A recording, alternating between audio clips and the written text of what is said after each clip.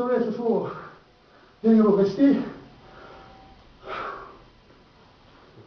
Как-то у нас в этом году, вернее у вас с нами, как-то не складываются игровые отношения. Прокомментируйте, пожалуйста.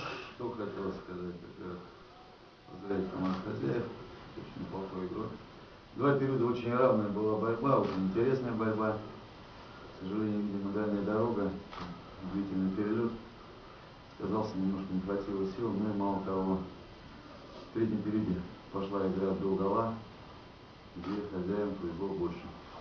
Что хотелось бы еще отметить, конечно, это болельщики, которые, скажем так, очень здорово поддерживают команду, и тяжело с такой командой, с такой армией болельщиков тяжело сражаться. Но, тем не менее, в принципе, еще раз повторюсь, два периода была очень интересная игра. Впереди у вас еще, в нашем регионе еще две игры? Да, впереди. Какие-то мысли там было вместе? Мысли всегда одни. Побеждать, и хотелось бы исправлять ситуацию. А кто не нет тренера? Какая? Еще вопросы будут? Нет? Алексей Геннадьевич, ну, ответствуйте за сегодняшний Я вечер. буду краток. Сегодня мы победили в упорной волевой игре. Нам удалось забить вторую шайбу,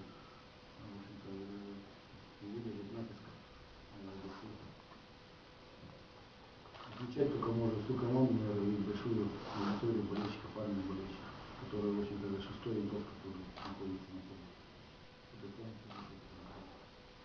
А как вот вам кажется, вот все-таки правильно ваш коллега сказал, что два периода действительно игра была такая, как качели.